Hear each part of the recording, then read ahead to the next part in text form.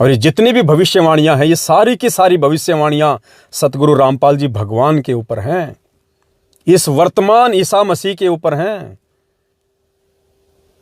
ईसाई भाई कहते हैं ना कि हमारा ईसा आएगा, बादलों से आएगा, ईसा आएगा। अरे वो तो भाई 8 सितंबर 1951 में ही आ गया, उसको पहचान नहीं पा रही दुनिया। वो ईसा मसीह, वो सबका मसीहा 8 सितंबर 1951 में सतगुरु रामपाल जी भगवान बन के आ गया भाई। और ये सारी भविष्यवाणियां जो भविष्यवक्ता कर रहे हैं दिन रात, ये वर्तमान समय इसी परमेश्वर सतगुरु रामपाल जी भगवान के लिए और इन्हीं की संगत के लिए, जिसको कलीसिया कहा जाता है। कलीसिया, ईसाई समुदाय में संगत को क्या कहा जाता है? कलीसिया। सुनिए ये 10 मिनट की भविष्यवाणी। पुण्यात्माओं, एक एक पॉइंट विचार करने योग्य है, एक एक पॉइंट, वरना इनको क्या पता कौन भगवान है, कहाँ का भगवान है, कौन जाएगा, किसको लेके जाएगा। सुनना आप इसकी बातें, सारी बातें सतगुरु रामपाल जी भगवान के ऊपर हैं, उनकी संगत के ऊपर है। और विचार करना फिर आप कहां खड़े हो।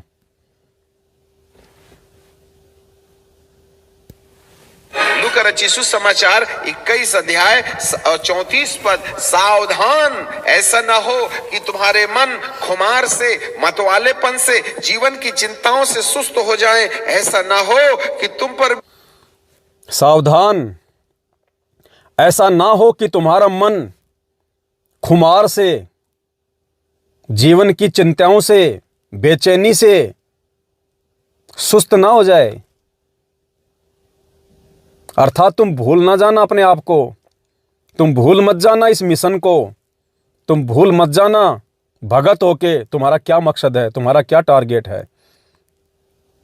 इस जीवन की खुमारी में अपने आप को भुला मत देना, काल एजेंटों के पीछे लग के अपनी मर्यादाओं को तोड़ मत देना, अपने मकसद से तुम भटक मत जाना कि तुम्हारा मकसद राजनीति करना नहीं बल्कि मोक्ष प्राप्त करना है। तुम्हारा मकसद राजनेताओं को प्रसन्न करना नहीं बल्कि अपने सतगुरु देव जी को प्रसन्न करना है। तो ये बेचैनी, ये खुमारी, ये चिंताएं, ये इस बात की ओर इंडिकेट करती हैं कि सावधान रहो।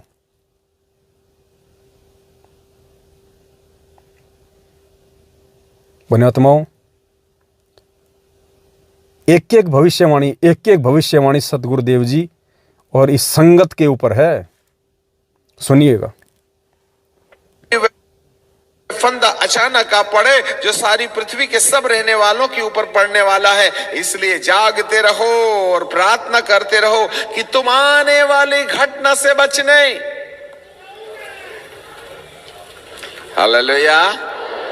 कैसे बचिएगा आने वाली घटना से जो सारी पृथ्वी के ऊपर आ रही है?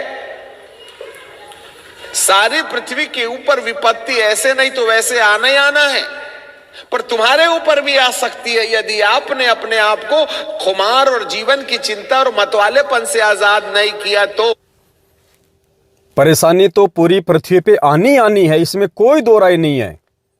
और दास भी बार बार ये बात आप भाई बहनों को बोलता है कि वो परेशानियां आए बिना, वो पीड़ादायक समय आए बिना ये दुनिया संत रामपाल जी को परमेश्वर के रूप में स्वीकार नहीं करने वाली।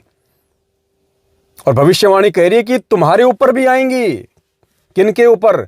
उन भक्तों के ऊपर जो मर्यादा तोड़ के बैठे होंगे, जो परमेश्वर को ज्ञान को आधार बना के ना चल रहे होंगे, जो मनमानी तरीके से किसी दूसरे के आदेशों को परमेश्वर का आदेश मान के चल रहे होंगे। ये उन भक्तों पे भी आपत्तियां आएंगी। इसलिए प्रभु कहते हैं जागते रहो, खुमार के लिए, मतवालेपन के लिए, जीवन की चिंताओं के लिए सावधान रहो। कहीं ऐसा ना हो ये भूसियां गेहूं के खत्ते से आपको बाहर कर दें। पश्चाताप आपका चुनाव नहीं है, पश्चाताप मजबूरी होगी। ये भूसियां कहीं आपको गेहूं के खत्ते से अलग ना कर दें। भूसिया क्या होती है पुण्यात्माओं? गेहूं को हम लोग आटा बनवाने के लिए चक्की पे लेके जाते हैं, तो कौन सा आटा जो है वो चक्की पे पिसने के लिए जाता है? वो आटा जिसके ऊपर का वो गेहूं जिसके ऊपर का पूरा छिलका उतार दिया जाता है। माता बहनें गेहूं को साफ करती है ना, पिछोड़ मार मार के उनको साफ करती हैं। जो भूसा होता है, जो कचरा होता है, उनके ऊपर उनका जो छिलका होता है उसको दूर कर दिया जाता है गेहूं से, और साफ सुथरा करके फिर वो गेहूं चक्की पे जाता है आटा पीसने के लिए। तो ये कह रहा कि वो ऐसा ना हो कि वो भूसियां, वो छिलका आपको गेहूं के खत्ते से अलग कर दे। अर्थात पुण्यात्माओं, वो मर्यादा, वो छोटी छोटी गलतियां, वो मर्यादा तोड़ने के चलते, वो गलतियां करने के चलते कहीं ऐसा ना हो कि हम परमेश्वर के मार्ग से अलग कर दिए जाएं।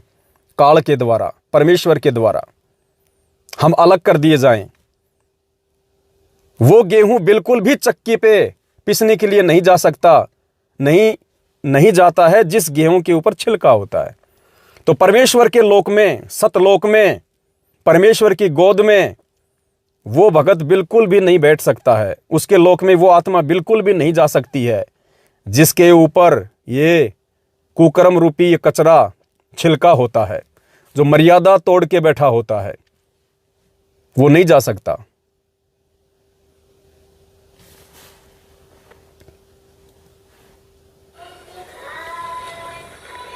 इसलिए परमेश्वर को पश्चाताप करने के लिए मजबूरी वाली परिस्थितियों को ना आने दिया जाए। आप आज ही पश्चाताप कर लें, आज ही अपने आप को पवित्र आत्मा के सब्जेक्शन में ले आए। बाद में मौका मिले ना मिले पश्चाताप करने का, आज ही समय रहते समझ जाइएगा। आपकी आंखों के सामने पीले पर्चे निकाले जा रहे हैं। मूर्ख से मूर्ख आदमी भी समझ सकता है इस बात को, जिसने संत रामपाल जी से दीक्षा लेके उनका थोड़ा बहुत भी ज्ञान सुना होगा। वो व्यक्ति भी ये आइडिया लगा सकता है, ये निर्णय कर सकता है कि भाई राजनीति का आदेश सरेआम भक्तों से वोट डलवाना, सरेआम राजनीतिक पार्टियों का सपोर्ट करवाना, ये तो गुरुजी के आदेश हो ही नहीं सकते, इम्पॉसिबल है। अगर संत रामपाल जी ही राजनीति करवाएंगे तो भक्ति क्या फिर आसाराम करवाएगा, राम रहीम करवाएगा? ये तो मंद बुद्धि से मंद बुद्धि भक्त भी सोच सकता है। और फिर भी पुण्यात्माओं, लाखों की संख्या में भाई बहन अगर नहीं समझ रहे हैं तो आप समझ लीजिए उस गेहूं के ऊपर छिलका कितना ज्यादा जो है वो चढ़ा हुआ है, जो गेहूं की वास्तविकता को सामने नहीं आने दे रहा। उनकी बुद्धि पे काल किस प्रकार से बैठा हुआ है।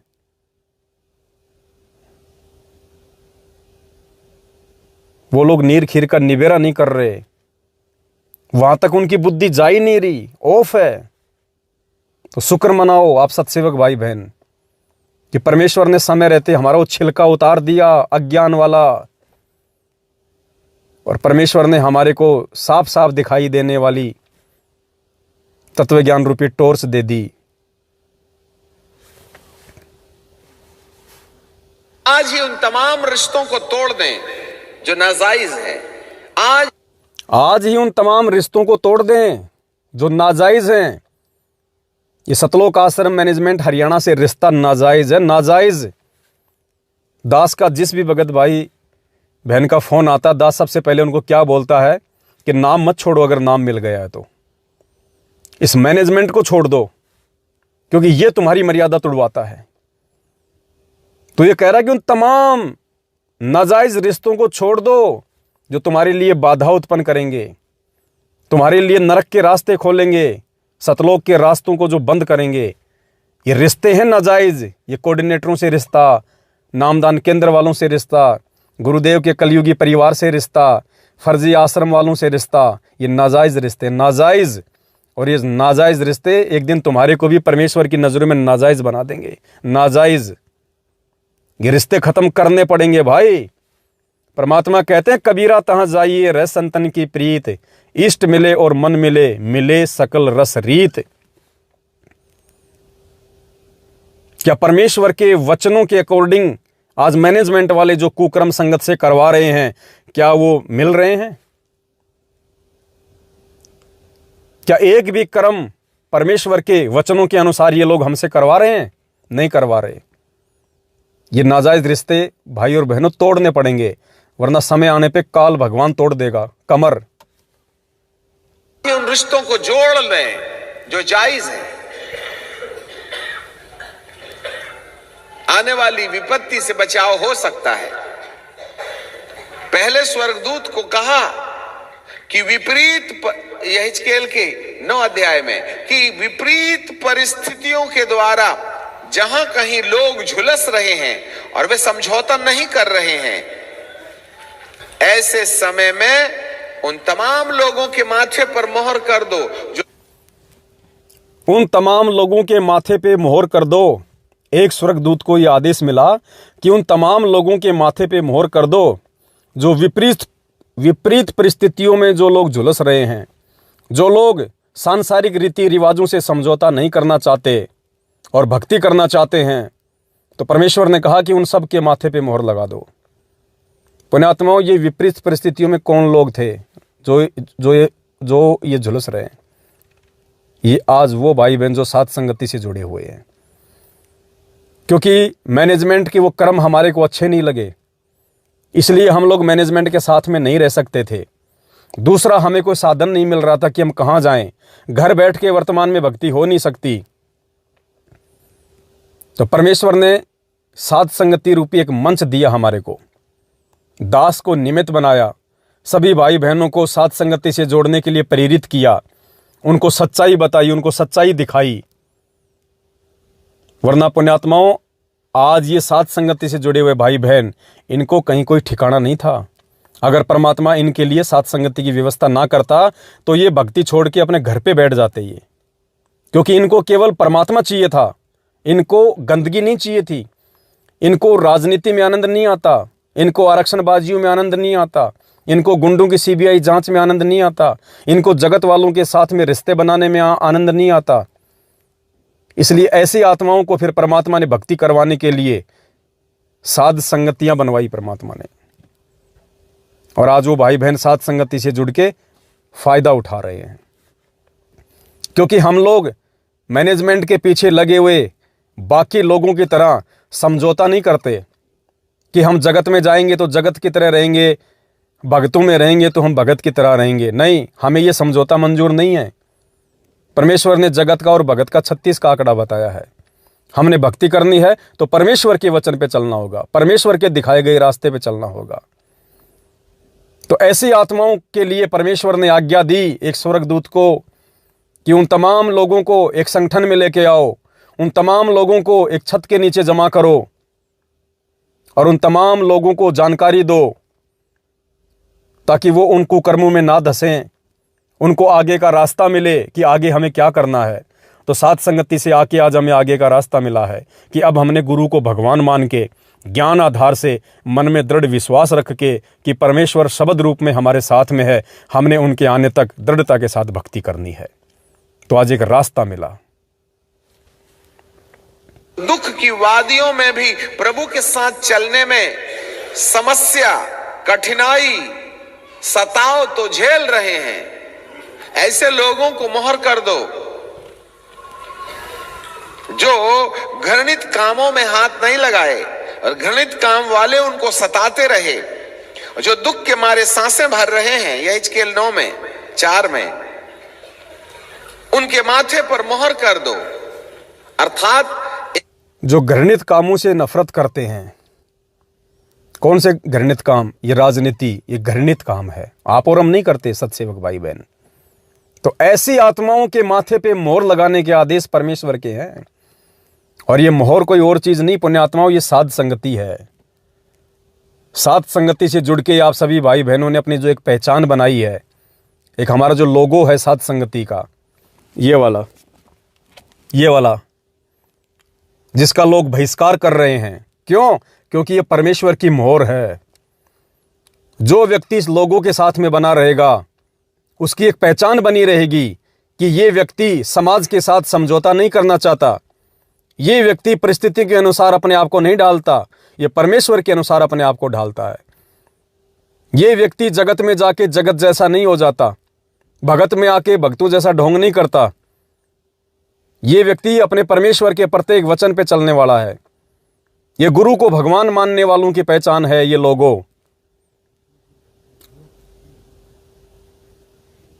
तो पहली बात तो इस लोगों को हर कोई रख नहीं सकता, लगा नहीं सकता अपने सोशल मीडिया एप्लीकेशन पे।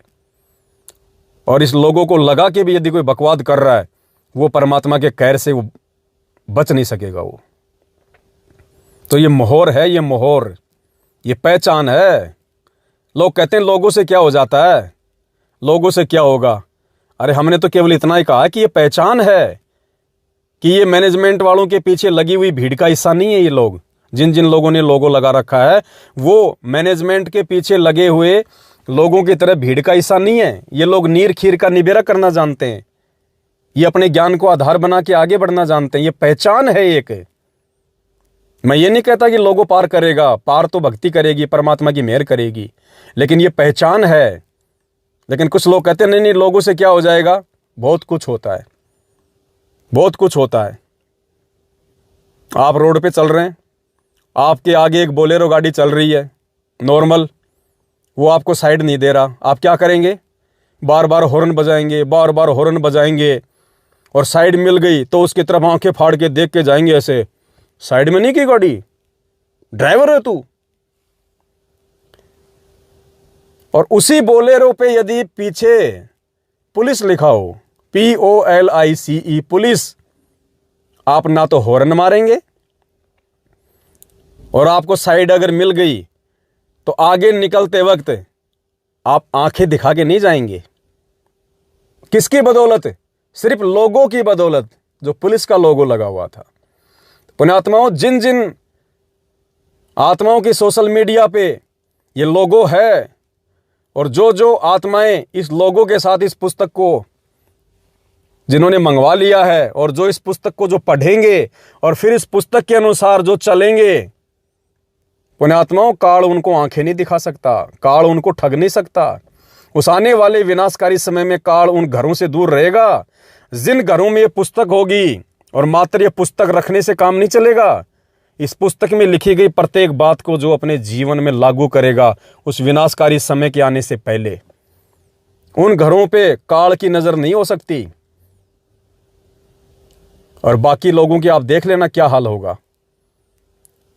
इस पुस्तक का भी जिक्र आगे इस भविष्यवाणी में, इस पुस्तक का भी जिक्र है। ये संकेत हैं, समझने पड़ेंगे।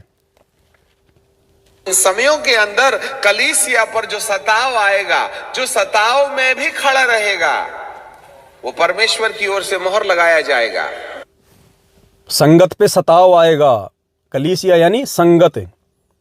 ये कह रहा आगामी समय में संगत पे, कलीसिया पे सताव आएगा। सताव यानी दुख, परेशानियां आएंगी, क्योंकि परेशानियां तो जाहिर सी बात है उन्हीं पे आएंगी जो सही मार्ग पे चलेंगे, जो जगत से समझौता नहीं करेंगे, जो किसी भी डर और दबाव और भय में आके अपने परमेश्वर के नियम, मर्यादा और वचन को नहीं तोड़ेंगे। सताव तो उन्हीं पे आएगा। तो वो सताव थोड़ा बहुत सत्सेवकों पे आएगा, आ भी रहा है, लेकिन फिर भी हम कोई समझौता नहीं कर रहे। फिर परमेश्वर ने आदेश दिया कि उन्हीं आत्माओं के माथे पे जाके वो मोहर लगाना, जो ऐसी विकट परिस्थितियों में भी अपने गुरुजी के वचन को ना तोड़ें, जिनको डराया जाए, धमकाया जाए कि गुरुजी का आदेश है वोट डालने का, तुम गुरुद्रोही हो जाओगे, ये हो जाएगा, तुम्हारे को आश्रम से बाहर कर दिया जाएगा, गुरुजी के आने के बाद तुम्हारे को आश्रम में नहीं घुसने दिया जाएगा, तुम गुरुद्रोही कर दिए जाओगे, और भी तरह तरह के डर और दबाव बैठाए जाएंगे।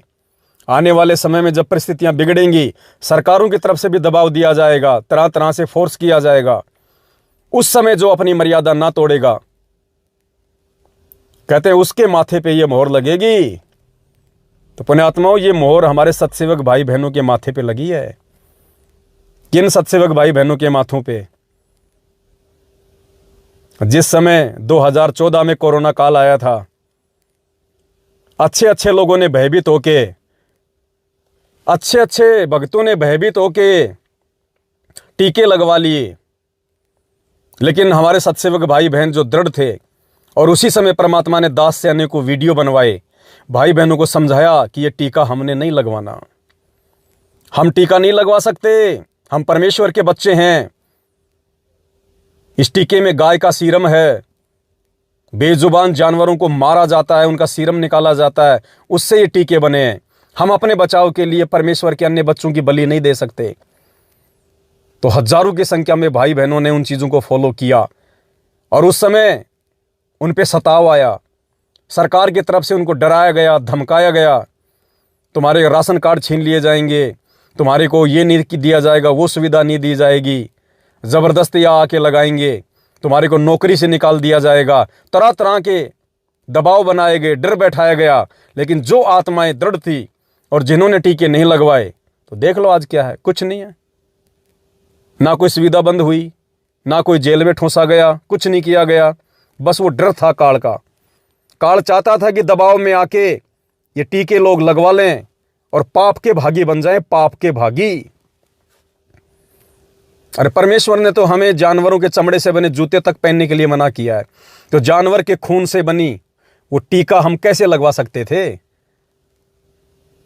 और इन काल दूत सतलोक आश्रम मैनेजमेंट हरियाणा वालों ने इसी तरह एक पीला पर्चा निकाल के गुरुजी का आदेश बता दिया कि टीके लगवा लो, कुछ नहीं होता, सरकार कोई गलत काम नहीं करती। ये शराब के ठेके सरकार ने खुलवा रखे, गलत काम नहीं है। बूचड़ खाने खुलवा रखे, गलत काम नहीं है। वैश्यावर्ती को लाइसेंस देती है सरकार, ये गलत काम नहीं है। और आदेश भगवान के बता रहे हो कि सरकार कुछ गलत नहीं करती। अपनी कुर्सी के लिए राजनेता लोग सैकड़ों लोग मरवा देते हैं, वो गलत काम नहीं है। पुण्यात्मा, ऐसे ही काल सूक्ष्म चाल चलता है, ऐसे ही ठगता है।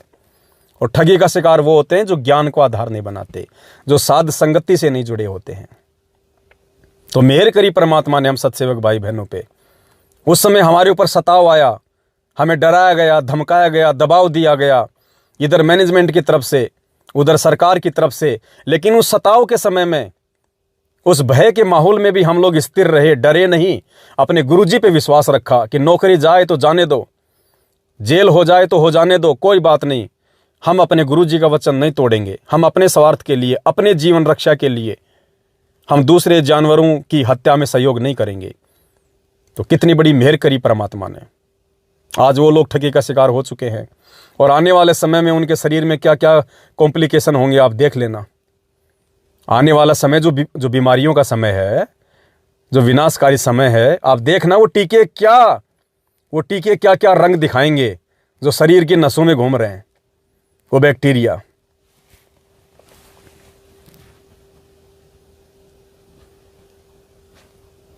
और घृणित काम वाले उनको सताते रहे, जो दुख के मारे सांसें भर रहे हैं, यह हिजकेल 9:4 में, उनके माथे पर मोहर कर दो।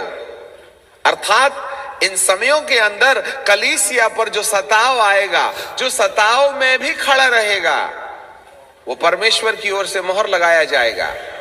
और जो सताव में प्रभु को छोड़ के चला जाएगा, उसको कहता है जिसके माथे पर परमेश्वर की मोहर नहीं, उसको काट के नाश कर दो, दया नहीं करना। अब बताओ पुण्यात्माओं, ये भविष्यवाणियां बता रहा है ये बाइबल को पढ़ने वाला। अब ना तो इसको परमेश्वर का पता है, ना इसको मोहर का पता है, ना इनकी संगत में कोई सताव आ रहा है। ये लोग मांस मछली तो सबसे पहले खाते हैं, सबसे पहले ये लोग मांस मछली खाते हैं। ईसाई धर्म को मानने वाले सारे उल्टे काम करते हैं। इनकी ना कोई मर्यादा है, ना कोई नियम है इनके, ना इनकी संगत पे कोई सताव आ रहा है, क्योंकि ये सब उल्टे काम करते हैं, जैसा इनको अच्छा लगे करते अपने प्रॉफिट में। तो ये किसके लिए भविष्यवाणी कर रहा है? ये सारी चीजें कहां पे सेट हो रही है? कौन परमेश्वर है, कौन सी मोहर है, घृणित काम कौन कर रहे हैं, सताव किसके ऊपर आ रहा है? इन्होंने तो सब ने टीके लगवा लिए, ज़्यादातर लोगों ने, जैसे मैनेजमेंट वालों ने लगवा लिए, 90% लोगों ने अपनी नौकरी के बचाव के लिए। ये सारी की सारी भविष्यवाणियां संगत पे साबित हो रही हैं। सतगुरु रामपाल जी भगवान के सत्य पंथ में, क्योंकि ये असली ईसा मसीह है और ये साध संगति परमेश्वर की असली मोहर है। ध्यान से सुनिएगा। कुंवार, कुंवारी, युवा, बच्चे, बूढ़ों, सबको मार के नाश करो, किसी पर दया नहीं करना। और सुनो, मैं मारने का काम मेरे भवन की देवड़ी से करो, और उन्होंने याजकों से सफाई शुरू कर दी। मैं परमेश्वर का दास होने के नाते पवित्र आत्मा के नियंत्रण में होकर के कहना चाहता हूं, 2020 में बहुत से लोग जो झूठी सेवा में खड़े हुए हैं, जो परमेश्वर के दास के नाम से जाने जाते हैं, उनके गिरने का समय आ गया है, क्योंकि परमेश्वर ऐसे झूठे सेवकों को कलीसिया से अलग कर देगा। मारने का काम मेरे पवित्र स्थान से शुरू करो, जो झूठी शिक्षाएं दे दे करके साधारण लोगों को गुमराह कर रहे हैं। कौन झूठी शिक्षाएं दे दे के साधारण लोगों को गुमराह कर रहे हैं? ये कोऑर्डिनेटर, ये नामदान संचालक, ये गुरुजी का परिवार, ये बड़े बड़े पुराने सारनामी लोग जो मान बढ़ाई से ग्रस्त होके भगत समाज को गुमराह कर रहे हैं, सारी सच्चाई से परिचित होके। तो मारने का काम भी पुण्यात्माओं इन्हीं से शुरू होगा। ये जो झूठी शिक्षा देने वाले हैं ना संगत को, गुरुजी के वचनों के खिलाफ चलाने वाले, ये राजनीति के लिए पीले पर्चे निकालने वाले, इसको कहते हैं झूठी शिक्षा, जो गुरुजी के ज्ञान में नहीं है। फिर भी गुरुजी का आदेश बता के संगत को दी जा रही है शिक्षा कि राजनीति करो, वोट डालो, सपोर्ट करो, गुंडों की सीबीआई जांच कराओ, आरक्षणों में जाओ, इसको कहते हैं झूठी शिक्षा। तो आने वाले समय में इस मैनेजमेंट के ऊपर, और जो समय रहते मैनेजमेंट के जाल से बाहर निकल के साथ संगति से नहीं जुड़ा, उनके ऊपर क्या क्या कहर टूटेंगे। पुण्यात्माओं, रूह कांपेगी, रूह। जितने लोग फॉल्स टीचिंग्स और गलत प्रकार की शिक्षा और गलत प्रकार की प्रतिज्ञाएं और पैसे दे करके और लोभ लालच दे करके संस्थाओं को तोड़ने और पवित्र लोगों से अलग करने का प्रयास कर रहे हैं, वे परमेश्वर का सामना करेंगे। सामना करना पड़ेगा मैनेजमेंट को। They are going to be judged by God. इसलिए भक्ति को पेट कमाई का रास्ता ना समझें। ये समय नहीं है अंत के दिनों में पैसा इकट्ठा। इन्होंने ये जो आश्रम खोल लिए ना, ये पत्थरों में जो भगत समाज का पैसा बर्बाद करवा दिया, ये पेट कमाई का धंधा। ये महेंद्र भगोड़ा 27 दिन में करोड़ों रुपए देके जो जमानत पे बाहर आ गया, ये पेट कमाई का धंधा। 27 साल से सतगुरु रामपाल जी भगवान ने कहीं कोई आश्रम नहीं खोला, सिर्फ एक आश्रम के बजाय। और उनका वचन है कि संत वही होता है जो एक आश्रम बना के रहे, उसी में सब भाई बहन प्यार प्रेम से रहें। फिर उनके जेल जाते 9 आश्रम किसने खोले? ये पेट कमाई का धंधा किसने किया? मैनेजमेंट ने, गुरुजी के परिवार ने। बरवाला कांड के बाद, गुरुदेव के जेल जाने के बाद, जिनके पास में कोई कमाई का कोई जरिया नहीं, गुरुजी के छोटे बेटे ने रोहतक में, जहां पे करोड़ों की तो जमीन होती है, अपनी नई कोठी खड़ी कर ली। मनोज जो भगोड़ा बन के घूम रहा है, गुरुजी का छोटा बेटा, रोहतक में जिसने अपनी कोठी खड़ी कर ली करोड़ों की। बड़ा बेटा वीरेंद्र, उसने भी रोहतक में अपनी अलग से कोठी खड़ी कर ली। और 2 साल पहले जब वो जमानत पे बाहर आया था, गांव धनाना में 42 किल्ला जमीन खरीदी है। 42 किल्ला जमीन, अरबों की संगत के दान से प्रॉपर्टी। गुरुजी की पत्नी अनारो माई भयंकर कोठी खड़ी कर रखी है रोहतक में। 30-40 तो कमरे बना रखे हैं उसमें ऊपर। और किसी ने पूछा, माई, गुरुजी तो कहते हैं घर तो 3.5 हाथ, घना तो 4.25, ये तूने क्या कर दिया? बोले, बेटा ये किराए में दूंगी, मैं किराए में। और बोला, मेरे पास किराया आता रहेगा। वो भक्तों का दान उन पत्थरों में ठोक दिया। 40 कमरे बना दिए, हॉस्टल बना दिए, हॉस्टल। और कहती है किराया, मैं किराए पे चढ़ाऊंगी इनको। ये है पेट कमाई का धंधा, पेट कमाई का धंधा। बख्शे नहीं जाएंगे ये लोग आने वाले समय में परमात्मा के कहर से। महेंद्र भगोड़ा, शानदार कोठी बरवाला में। लूका रचित सुसमाचार 21 अध्याय और 34 पद। इसलिए सारा धन गलत सिद्धांतवादियों के हाथ में है, जिससे कि लोगों को वे गुमराह करें। आज गुमराह कर रहे हैं संगत के दान से। परंतु यह हिजकेल का वचन कहता है, मारने का काम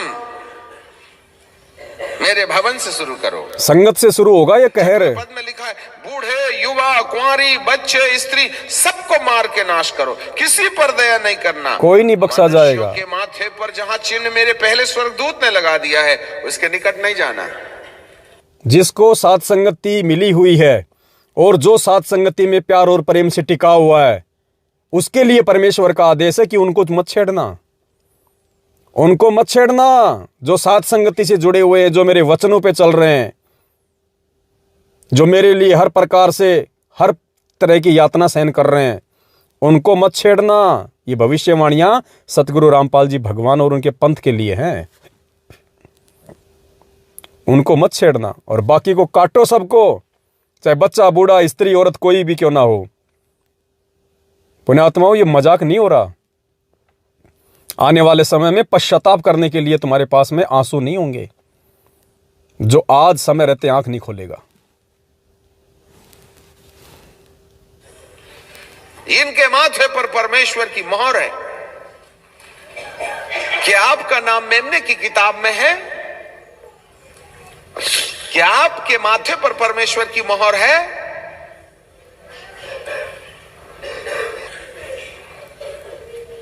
मेरे पवित्र स्थान से आरंभ करो। और उन्होंने पुर्रियों से आरंभ किया जो भवन के सामने थे। The first judgment will come upon the people of God.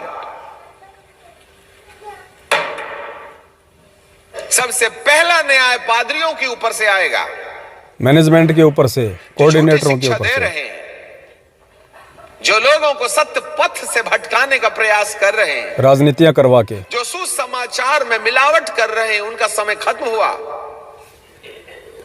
सुसमाचार में मिलावट यानी परमेश्वर ने 27 साल से हमें जो सुविचार दिए, जो ज्ञान दिया, उसमें मिलावट करके उन्हीं का नाम लिख लिख के पीले पर्चों पे, और जो ये राजनीतियां करवाई जा रही हैं, ये धर्म भंडारे के नाम पे राजनेताओं को बुलाया जाता है, जगत वालों के साथ हमारे को धरने रैलियों में बैठा दिया जाता है।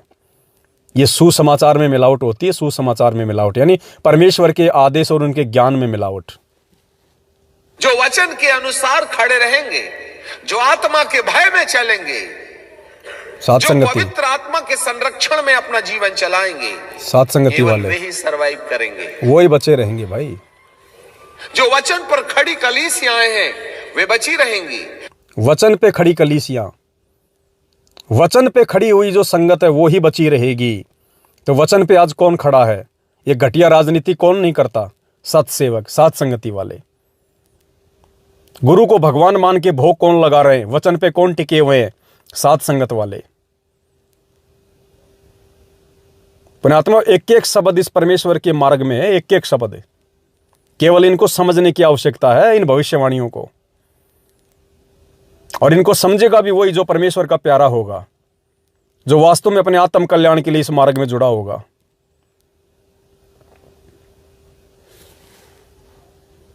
जो आत्मा के अनुसार चलने वाली कलीसियाएं हैं, वे बची रहेंगी। झूठी कलीसियाओं पर गाज गिरेगी, गाज गिरेगी। भविष्यवाणी के पूरे होने का समय आ गया है। मेरे प्रियो, थोड़ा सोच के देखे ना, अपन भेड़ों की लिस्ट में है या बकरियों की? मेमने की जीवन की किताब में अपना नाम है यह संसारवाद की। क्या हमारे माथे पर परमेश्वर ने वचन की खराई पर चलने के कारण 3 दांते वाली चाबी, जिसमें पवित्र आत्मा का प्रेम, आनंद और शांति है, वो वाली मोहर लगी है क्या? केवल आनंद, शांति और प्रेम जिसके माथे पर होगा, सात संगति, वे सुरक्षित बचेंगे। बचाव का और कोई तरीका नहीं। आपकी जितनी पहुंच है लगा लीजिए। आप जितने चतरे हैं उतने चतरे हो जाइए। जितना दिमाग लगाना है लगा लो। तुम संगत का करोड़ों रुपया दे दे के अपनी राजनीतिक अप्रोच के तहत जमानत करवा सकते हो, बच सकते हो, अपने आश्रम चला सकते हो, लेकिन आने वाले विनाशकारी समय से ना तो ये राजनेता तुम्हें बचाएंगे जो खुद ही नहीं बच पाएंगे, ना ये पैसा तुम्हें बचा पाएगा उन बीमारियों से, उन आपदाओं से। चाहे कितना ही कुछ कर लो, परमेश्वर का वचन बचाएगा, ज्ञान आधार की भक्ति बचाएगी, मर्यादा बचाएगी। चाहे कितने चतुर बन जाना, कितने शाणे बन जाना, आज तुम कितनी कुबद कर लो, कोई दिक्कत नहीं। जब वो समय आएगा उस समय परमात्मा हाथ छोड़ देगा। परंतु जिसने पवित्र आत्मा के द्वारा आने वाले प्रेम का बहिष्कार किया है, जिसने पवित्र आत्मा की शांति का बहिष्कार किया है, वो बाइबल के ज्ञान का बड़ा भारी विद्वान भी हो सकता है। उसको सामना करना पड़ेगा, क्योंकि आप परमेश्वर की योजना से बाहर चले गए हैं। You have neglected the divine plan of God. You are not a full righteous. पवित्र आत्मा ने आपके जीवन के अंदर में आनंद और शांति नहीं देने के द्वारा आपके माथे के ऊपर से मोहर चली गई। याद रखना, दूसरा स्वर्गदूत तलवार लेकर के आपके सामने में खड़ा हुआ है। यदि माथे पर पवित्र आत्मा का प्रेम, आनंद और शांति की मोहर नहीं देखेगा, यदि तलवार चले तो जवाबदारी परमेश्वर की नहीं है।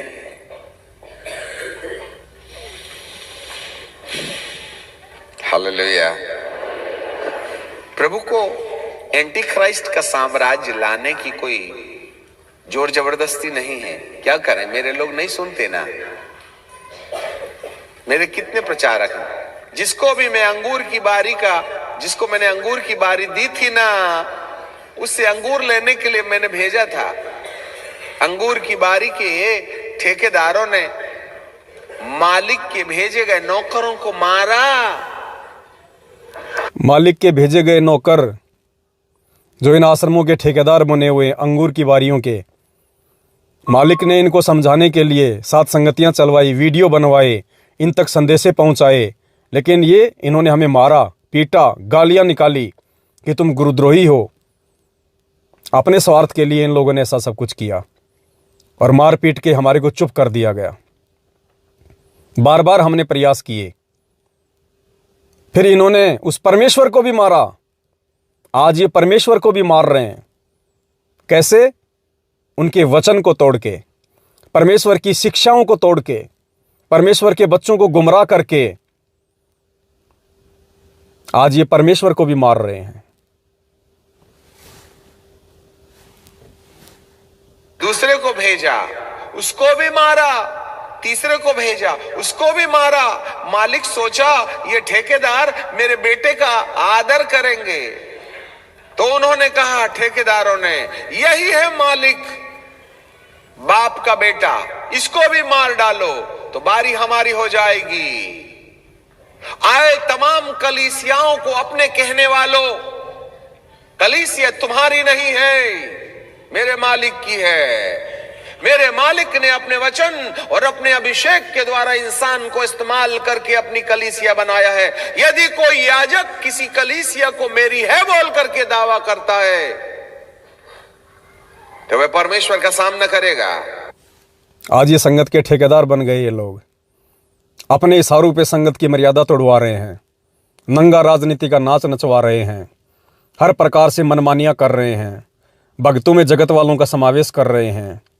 जब मर्जी आया गुंडों की सीबीआई जांच करवा दी, जब मर्जी आया 5-5, 10-10, 16-16 लाख रुपए जो है चंदे के रूप में आरक्षणों में दे दिया, गुंडों की सीबीआई जांच में दे दिया। जब मर्जी आया रक्तदान करवा दिया, देह दान करवा दिया। ये संगत को अपना समझ रहे हैं, अपना गुलाम समझ रहे हैं। ये संगत तुम्हारी नहीं, परमेश्वर की है, और समय आने पे ऐसा करने वाले दंड भोगेंगे, परिणाम भोगेंगे। रचित सुसमाचार 21 अध्याय 34 पद, सावधान ऐसा ना हो कि तुम्हारे मन खुमार से मतवाले आने की कोई जोर जबरदस्ती नहीं है। क्या करें, मेरे लोग नहीं सुनते ना। मेरे कितने प्रचारक हैं, जिसको भी मैं अंगूर की बारी का, जिसको मैंने अंगूर की बारी दी थी ना, उससे अंगूर लेने के लिए मैंने भेजा था। अंगूर की बारी के ठेकेदारों ने मालिक के भेजे गए नौकरों को मारा। दूसरे को भेजा, उसको भी मारा। तीसरे को भेजा, उसको भी मारा।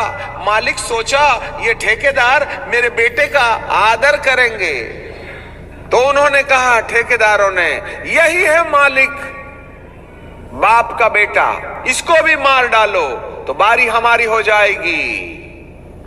आए तमाम कलीसियाओं को अपने कहने वालों, कलीसिया तुम्हारी नहीं है, मेरे मालिक की है। मेरे मालिक ने अपने वचन और अपने अभिषेक के द्वारा इंसान को इस्तेमाल करके अपनी कलीसिया बनाया है। यदि कोई याजक किसी कलीसिया को मेरी है बोल करके दावा करता है तो वह परमेश्वर का सामना करेगा। कलीसिया परमेश्वर की है।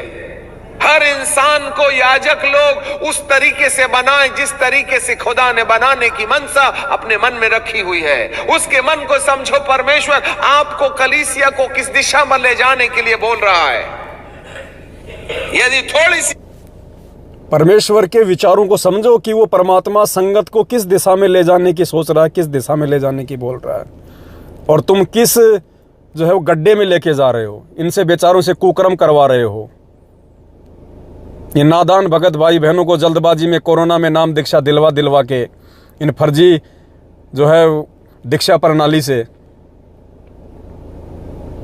डीवीडी वाली जो दीक्षा प्रणाली है, जो आदेश नहीं है गुरुजी का वर्तमान में, इसके माध्यम से तुमने लोगों की भीड़ इकट्ठी कर ली और अब तुम काल प्रेरणा से उनका नाजायज फायदा उठा रहे हो अपने स्वार्थ के लिए। परमात्मा ने जिन आत्माओं को मोक्ष के लिए अपने मार्ग से जोड़ा, उन आत्माओं को तुम काल के गड्ढे में ले जा रहे हो। उनसे सारे कुकर्म करवा रहे हो। नाम उस परमेश्वर का सामना करना पड़ेगा भाई। गलती हो गई तो याजकों का इसका भुगतान करना पड़ेगा, संगत को भी भुगतान करना पड़ेगा। प्रचारक ना बने, पहले परमेश्वर को समझ ले कि उसके दिल में क्या है। हर एक व्यक्ति प्रचारक ना बने। अपने आत्माओं ये चीज समझने की है। पहले परमात्मा के मकसद को समझ लें कि परमात्मा के दिल में क्या है, परमात्मा चाहता क्या है। हर एक व्यक्ति प्रचारक ना बने। ये सात संगतियों से जो लोग निकल रहे हैं ना, अहंकार ग्रस्त होके, मान बढ़ाई की भूख लेके, ये वही लोग बाहर निकल रहे हैं जो जबरदस्ती के जो प्रचारक बनने का जो प्रयास कर रहे थे। इसलिए कहते हैं हर एक व्यक्ति प्रचारक ना बने। ये सात संगतियों में आके जो अपने आप को थोड़ा बहुत ज्ञान लेके और अपने आप को जो बहुत बड़ा समझने लग गए थे कि संगत तो ऐसी ही है, हमारे पीछे भी ऐसे लग जाएगी। हर एक व्यक्ति प्रचारक ना बने। पहले परमात्मा के मिशन को समझ ले कि परमात्मा चाहते क्या है। तुम अपने आप को तो समझ नहीं पाए, परमात्मा को क्या समझोगे। और जो ऐसे लोग थे आज उनको परमात्मा ने साइड में कर दिया। खुद ही बाहर हो गए। वो नहीं बन सकते भाई साहब। जिसको परमात्मा खड़ा करेगा, जिसको परमात्मा निमित्त बनाएगा, जिसको परमात्मा सद्बुद्धि देगा, वही आत्मा ये काम कर सकती है। प्रचारक का, भाई बहनों को समझाने का दूसरा नहीं कर सकता। तुम समझ नहीं पाओगे उन बातों को कि परमात्मा चाहता क्या है।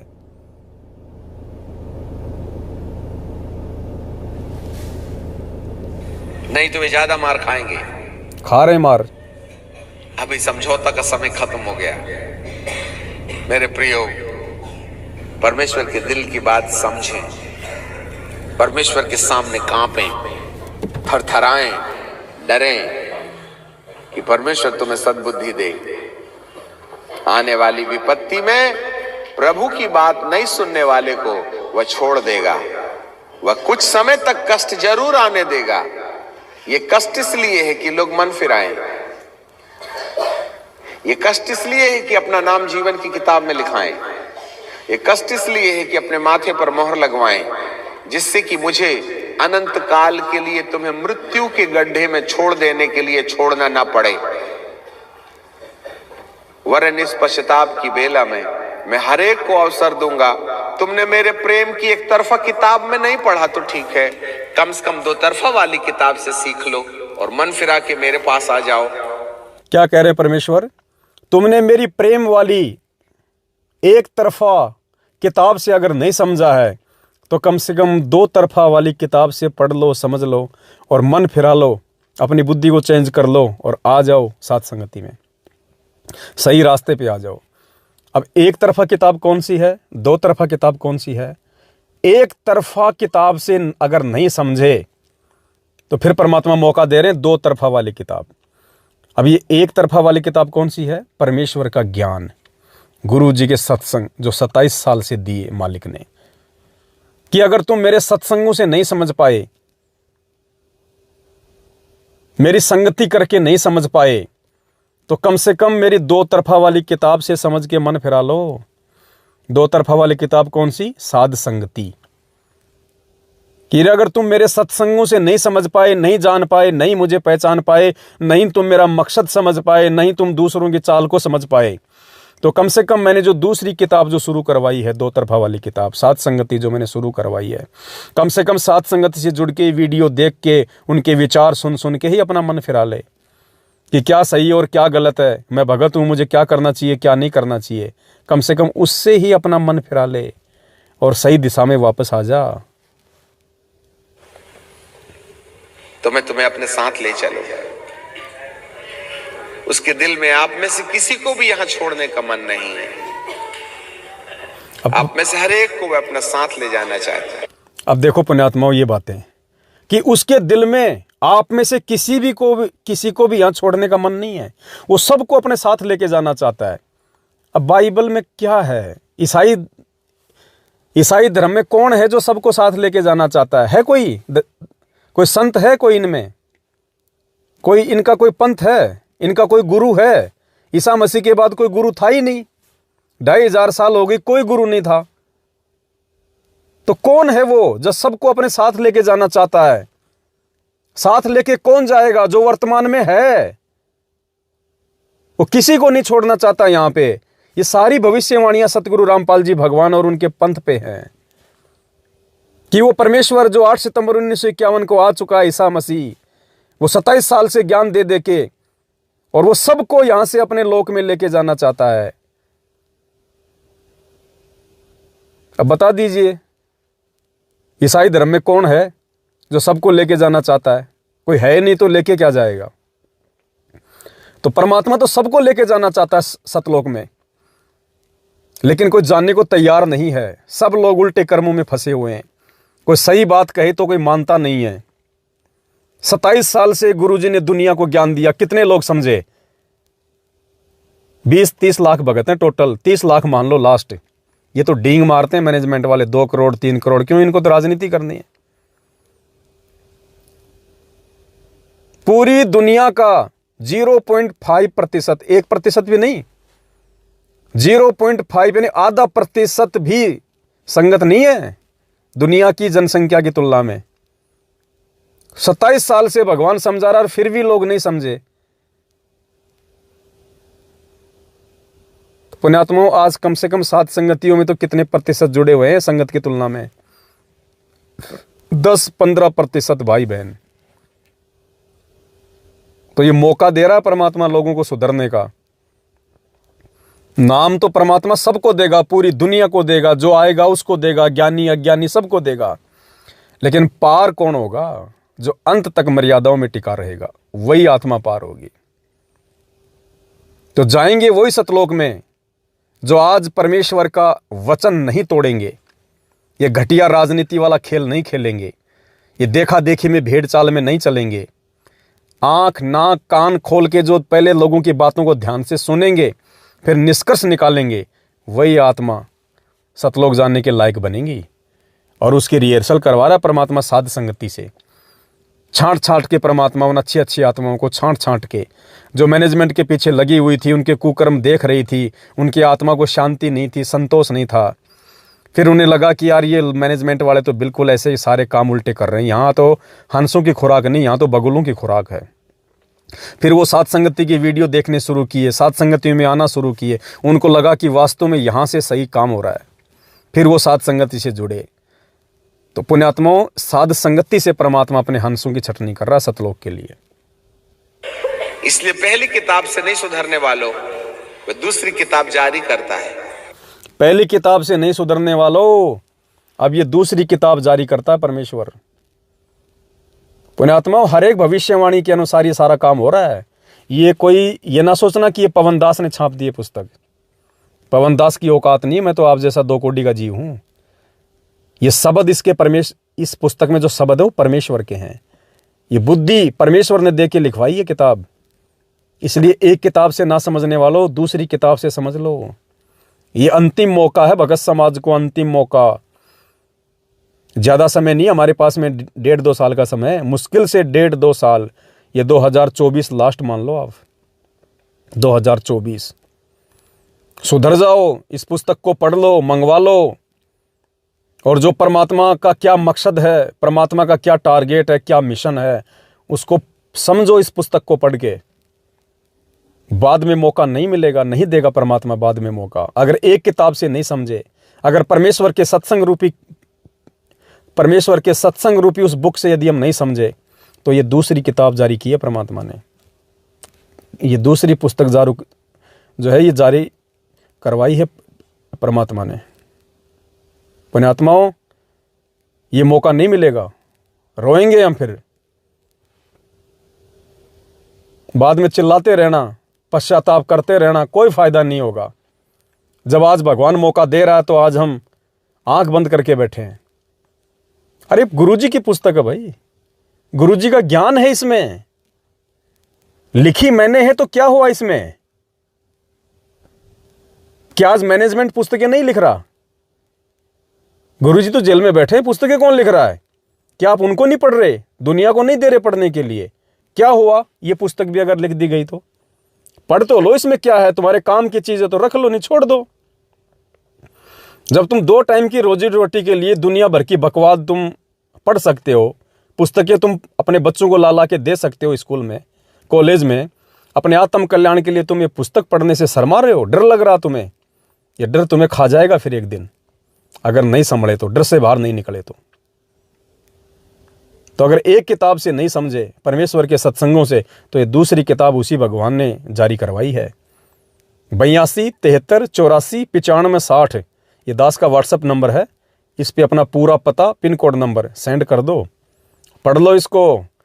नहीं तो आने वाले समय में उस काल के कहर से ना तो तुम्हारा कोऑर्डिनेटर तुम्हें बचाएगा, ना मैनेजमेंट तुम्हें बचाएगा, ना तुम्हारा परिवार तुम्हें बचाएगा। परमात्मा तो आएगा कहाँ बचाने के लिए? परमात्मा तो उनको बचाएगा जो इस पुस्तक को पढ़ के, जो परमेश्वर का हो जाएगा, जो मर्यादाओं में रहेगा।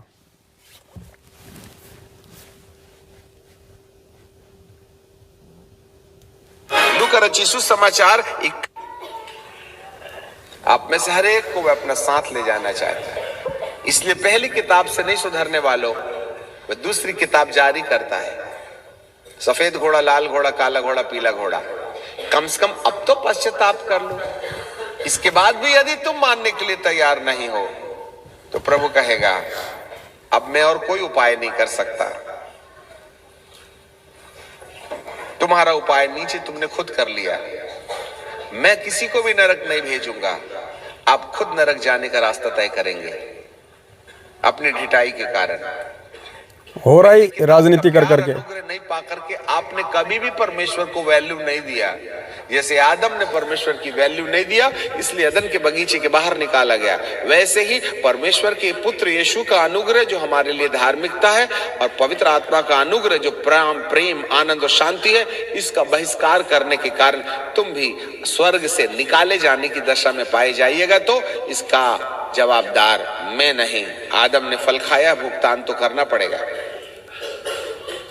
इसलिए मैं तुमसे कहता हूं, मैंने जीवन और मरण तुम्हारे सामने रखा है। मैं तुमसे विनती करता हूं कि तुम जीवन ही को चुन लो, आशीष को चुन लो, कि तुम और तुम्हारी संतान, तुम्हारे वंशज सदा लो जीवित रहे। साथ संगति को चुन लो, ज्ञान को आधार बना लो, ताकि आने वाले समय में तुम भी सुरक्षित रहो, तुम्हारा परिवार भी सुरक्षित रहे। पुण्यात्माओं, हर प्रकार से हमें परमात्मा ने शिक्षाएं दी हैं। हर प्रकार से परमात्मा ने हर मोड़ पे हमारे को जागरूक करने के लिए कोई ना कोई तरीका अपनाया है। वो तरीका चाहे साथ संगति के माध्यम से हो, चाहे दास के वीडियो के माध्यम से हो। इतना पुण्यात्माओं कोई नहीं करेगा किसी के लिए, जितना ये परमात्मा अपने बच्चों के लिए कर और करवा रहा है। और आप इनके प्यार का नाजायज फायदा उठा रहे हो। ये ना सोचना कि परमात्मा हमेशा प्यार ही लुटाता है।